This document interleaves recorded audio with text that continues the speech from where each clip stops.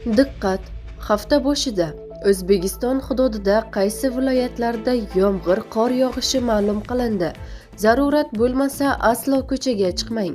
Assalomu alaykum hurmatli tomoshabin. Tezkor yangiliklardan birinchilardan bo'lib xabardor bo'lishni istasangiz, videomiz ostida bir dona like va podpisatsiya tugmachasini bosib qo'yishni unutmang. O'zgidromet 9-10-11 dekabr kunlari kuzatiladigan ob-havo ma'lumotlarini e'lon qildi. Unga ko'ra, Qoraqalpog'iston Respublikasi va Xorazm viloyatida yog'ingarchilik kutilmaydi. 9-dekabrda kechasi 5-10 daraja sovuq, kunduzi 0-5 daraja iliq.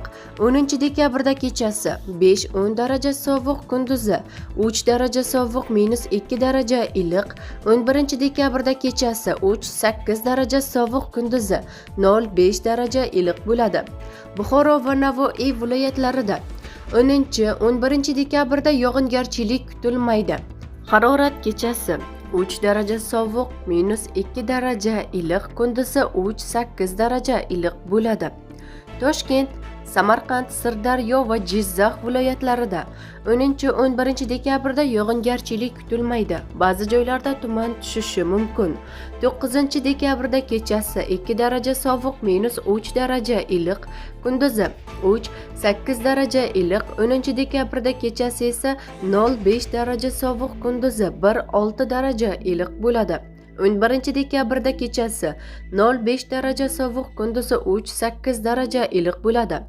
Qashqadaryo va Surxondaryo viloyatlarida 9-dekabrda ba'zi joylarda yomg'ir yog'adi.